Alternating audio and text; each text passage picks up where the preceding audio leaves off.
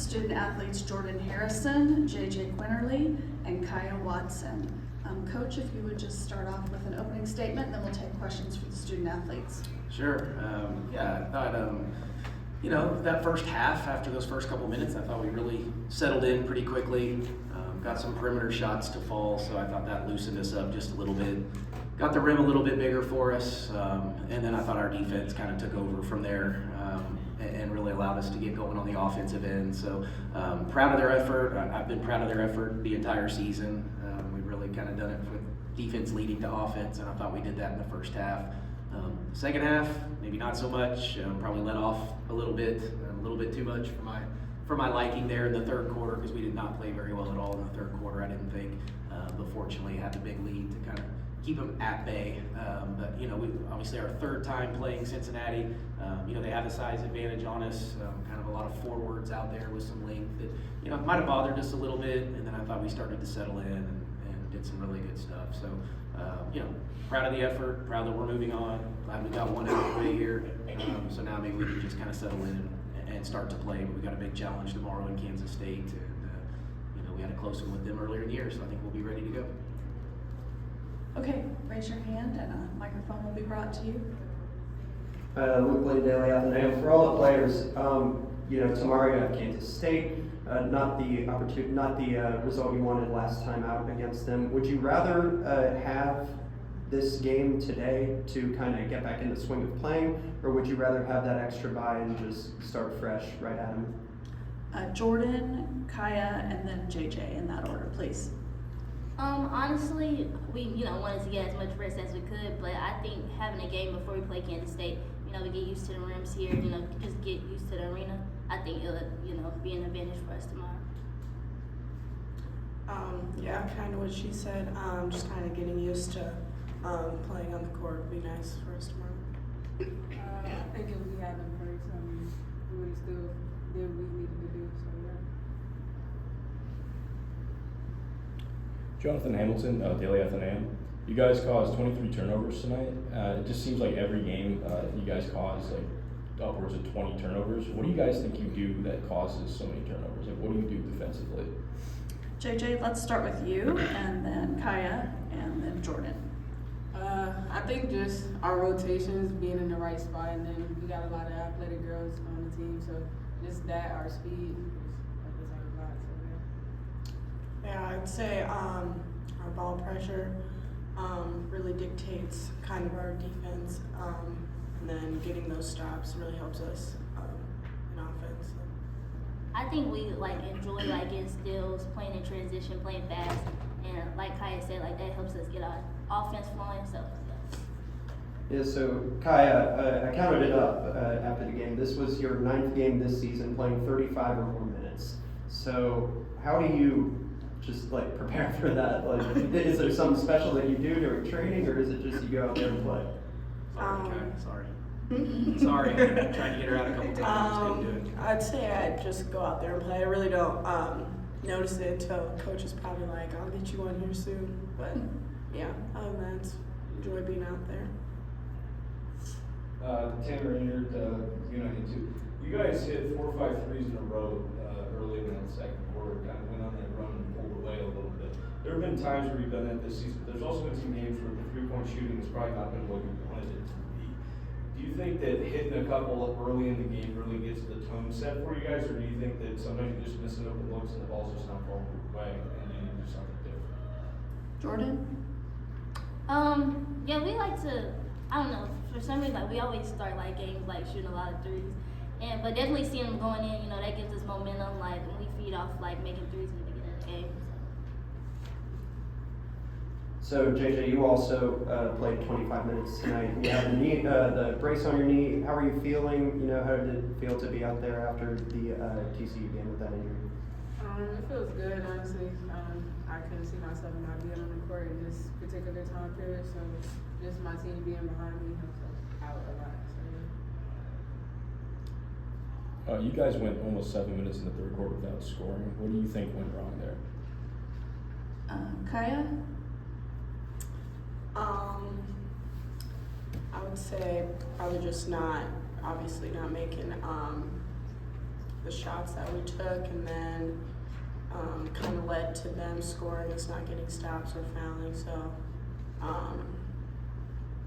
yeah, but we just got to stay aggressive because eventually they're gonna fall. Well. Any more questions for the student athletes? Okay, we'll let them get back to the locker room and open it up for questions for Coach Kellogg. Thank you.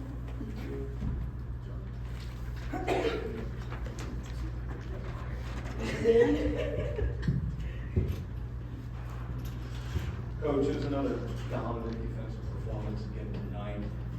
Size might be a little bit of a problem again tomorrow, but you guys were able to, hang with them today, and with the guard play that you did, you were able to do that a lot of the times. What do you think can maybe be done different tomorrow to find a different result against K-State? Yeah, well, we have a size disadvantage every night in the Big 12. I mean, all year long. So we're game 30 of the year, and most of those, especially once Big 12 play started, we had a disadvantage. So that's nothing new for us. We're accustomed to that. We have some other ways to make up for that, which you alluded to a little bit in the way we play defensively. We'll come up and start to work on that game plan. Obviously, Ayogli is a special All-American type player that presents a huge problem for us. But it's not just about her because of how good they are around her. Remember Kansas State, I think, was ranked as high as 2 in the country at one point this year, has a win over Iowa. So this is, I think Coach Mitty's a phenomenal basketball coach. So we have our hands full, but obviously we got that game to overtime at their place. We didn't get them in Morgantown. So we'll be excited for the opportunity to see what we can do on a neutral floor, but we'll have to put a game plan together for sure tonight and tomorrow to try to figure out what we want to do with Lee. To kind of carry off of that, have you had any chance at all to sit down and maybe game plan a little bit before the Cincinnati game, at least for Kansas State, or is that something that you just kind of push off until you know the result of tonight's game? Yeah, no, I don't look a ton at them. We do have staff members that, obviously they're prepared and they're ready, and so we'll go meet maybe briefly tonight and then just wake up tomorrow and figure out the rest. You can do that when you don't play till 8 o'clock. Again tomorrow night. So we got all day long to sit around and try to stir and figure this one out. So I don't look at it too much. I kind of need to focus on, for me it was UCF and Cincinnati going into tomorrow night, and then it was quickly getting ready for Cincinnati. And we just played Kansas State, 2 weeks ago, I think, something like that. So it's been fairly recent. Coach, can you talk a little bit about Jayla Hemingway's impact and how she's kind of embraced that role coming off the bench? Yeah, she's been fantastic again here. Was really good early. Went through like a 3-week slump, maybe almost a month, where she just was not her normal self. And then since then, she's really started to, she looks like a 5th-year senior that knows her career's, coming to an end, and she's playing with a little sense of urgency. But yeah, and I've said this all year, our toughness is so much wrapped into her. She'll rebound the basketball, which she did tonight. She can shoot it, post up, put it on the floor. So yeah, no, she's been really good, really good for us, and bought into that role from day one. She's never said a word about it and bought into it, and I'm happy for her because she's playing really well at the right time. Coach, it seemed tonight that you just let your team figure it out on the floor. I don't know if you even took a timeout, and there was droughts of scoring in that game. There were runs kind of against you and that sort of thing. How important is it for you to let the players figure it out on the floor? I know that you talked about that a lot this season, but tonight it really showed. Yeah, and we have that team that, early on I probably didn't let them figure it out, or kind of maybe overreacted, but they're just look at you. When I overreact, they don't, they just look at me like, what are you doing kind of deal, like relax, we got you. And I'm not really a huge timeout taker guy either. That's appropriate, or that's the way you say that, but I went the whole conference season 1 year, never called one timeout at SFA, so but if it calls for it or warrants it, we had the big lead, and I'll actually use that phrase too, like, I'm not bailing you out, y'all figure it out, and I do want them to kind of have to do that from time to time. And that third quarter I was ready to take a couple. Had we not had that lead, probably would have a little bit, but if it ever got under single digit or double digits, I definitely would have taken one. So a lot of the time you play Tears of More down low. On the roster, she's listed as a guard, but you play her as a big a lot of the time. And tonight, a night where you didn't have Danelle Argbabu, how does she help out in that situation? And on top of that, is there any update on Danelle and how she's doing?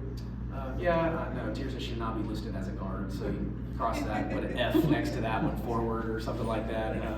But yeah, Tier's averaged a double-double at Oral Roberts. I mean, this is a kid that's really produced, at the mid-major level. So we were excited to get her. She got hurt a little early in the preseason, played for a little bit, got hurt again, and it really just set her back. So she probably missed about 3 or 4 weeks of prime Big 12 basketball, and so she's just now kind of getting back to it. And so without Danelle again, now we're even smaller.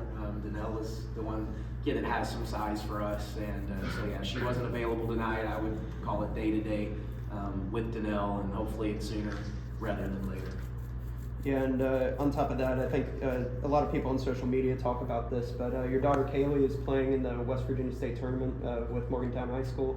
What's this experience like for you being here and trying to, game plan, and how much time do you really get to spend, like checking out the scores or watching her from afar? Yeah, it's brutal if you want the honest truth. Like that hurt my dad heartstrings today, if I was being completely honest. I had to watch the state semifinal from my computer. My parents are here, so we got to watch it, but it's still not the same. And then when they call, and my wife was so proud, and of course I was so proud too. So she finished with 18 and 12 and hit 4 big old free throws to seal the win today. So she'll play tomorrow for a state championship as a freshman. So that's a once in a lifetime opportunity.